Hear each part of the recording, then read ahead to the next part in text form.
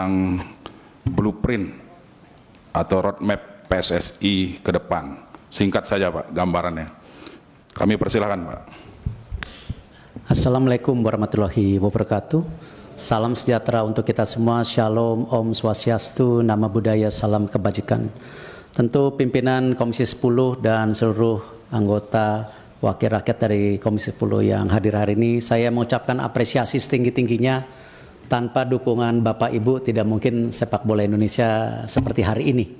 Karena memang ini kerja-kerja sama antara pemerintah dan PSSI dan tentu seluruh daripada masyarakat sepak bola yang mengimpikan sepak bola kita harus bangkit. Memang sejalan dengan tentu blueprint yang sudah disampaikan pada saat itu ke FIFA, yaitu program Garuda Mendunia, bagaimana kita mentransformasi menuju era kejayaan sepak bola Indonesia. Memang kita memberikan target-target untuk pengembangan daripada sepak bola Indonesia.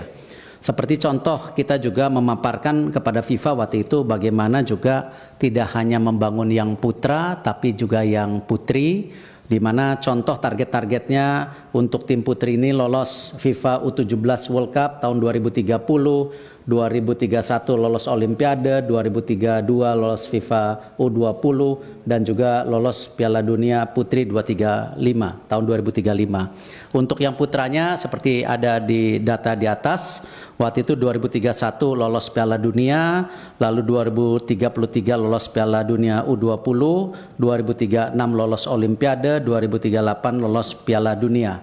Dan tentu rencana ini juga dibagi menjadi 3 fase, slide berikutnya. Di mana tentu tadi disampaikan oleh Pak Menpora short term, ya, diwakilkan Pak Wamen. Terima kasih Pak Wamen dukungannya.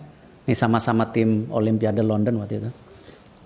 Di mana 2023-2028 waktu itu fase pengembangan, lalu juga midterm. Di situ ada tentu dalam kategori fase stabilitas, lalu juga masuk ke golden era di 2034-2045. Nah, memang ini semua karena momentum. Kita tidak pernah terpikir kita mendapatkan sejarah yang luar biasa. Waktu itu diawali dengan tim SEA Games kita yang sudah 32 tahun juara SEA Games. Lalu kita PSSI mendorong, ya, di mana pertama kalinya, slide berikutnya, kita tim U17 kita, tim U20 kita, tim U23 kita, semua termasuk yang senior ini bisa masuk ke Piala Asia. Ini pertama kali, tidak pernah dalam sejarah kita semua tim kita masuk. Sekarang yang putri pun sedang bertanding. Kemarin alhamdulillah juara AFF, kita lagi coba nanti kualifikasi Piala Asia. Nah, karena program yang didukung oleh pemerintah dan tentu semua supporter sepak bola, apakah pembelian merchandise, sponsor ini sebuah momentum yang tidak pernah dipikirkan, terlepas daripada roadmap yang kita sudah paparkan kepada waktu itu kepada FIFA. Slide berikutnya.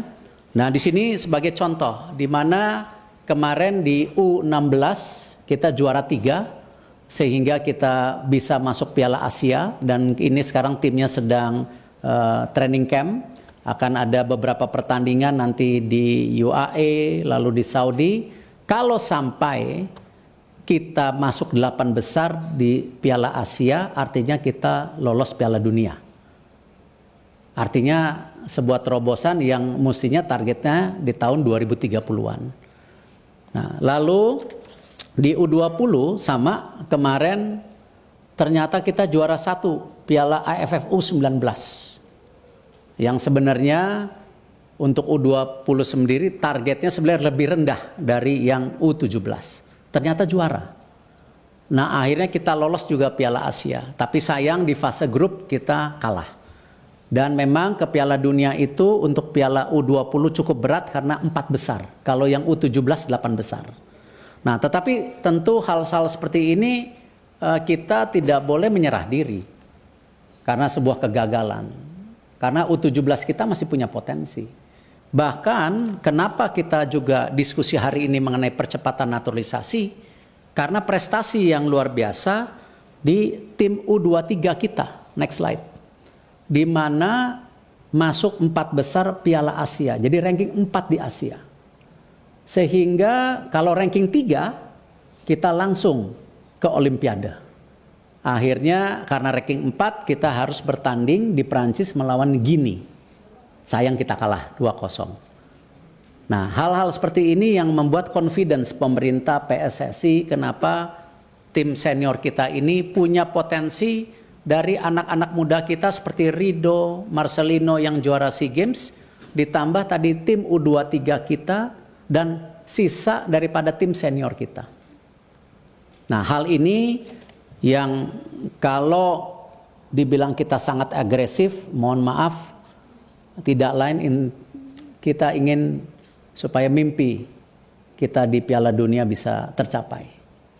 Dan ini tentu kita masih ada sisa pertandingan 4, di mana nanti lawan Australia tanggal 20 away, lalu 25 lawan Bahrain di Indonesia, lalu tanggal 5 Juni lawan China di Indonesia, 10 Juni lawan Jepang. Kalau kita ranking 2 artinya langsung lolos Piala Dunia. Tetapi kalau sampai pun kita ranking 3-4, kita masih diberi kesempatan untuk kualifikasi, ya, bergabung dengan 3 grup lainnya yang ranking 3-4 dibagi 2 grup. Nanti ranking 1-nya lolos Piala Dunia. Nah, ini yang akan dilakukan pada bulan Oktober-November tahun ini. Jadi hal seperti ini mohon maaf, kami dari PSSI tidak bermaksud melakukan sebuah mimpi yang hiperbol. Tetapi ini sesuatu yang real, nyata ada di depan mata kita. Dan ini baik saya rasa untuk bangsa kita juga sejajar dengan bangsa-bangsa besar di dunia. Dan kami tentu perkembangan tim nasional senior ini juga tetap kita lakukan bagaimana terus membangun regenerasi tim nasional melalui program pembangunan usia dini. Yang mungkin pada kesempatan berikutnya, slide berikutnya, saya berharap saya diberi waktu paparan lebih lebar. Kemarin terima kasih para pimpinan Kapoksi sudah hadir. Mungkin tidak fair para pimpinan kalau kita juga tidak mengajak seluruh anggota untuk melakukan FGD. Ya, karena memang kebetulan ada mungkin 30 halaman yang tidak mungkin saya persampaikan saat ini. Dan insya Allah niat baik, nawaitu baik dari bapak-bapak ibu yang hadir, kita tidak akan salah gunakan. Ini sekedar memang bagaimana kita memastikan mimpi kita sebagai bangsa bisa setara dengan bangsa-bangsa dunia. Terima kasih. Wassalamualaikum warahmatullahi wabarakatuh. Waalaikumsalam warahmatullahi wabarakatuh. Terima kasih Pak Ketua Umum PSSI, Pak Erick Thohir.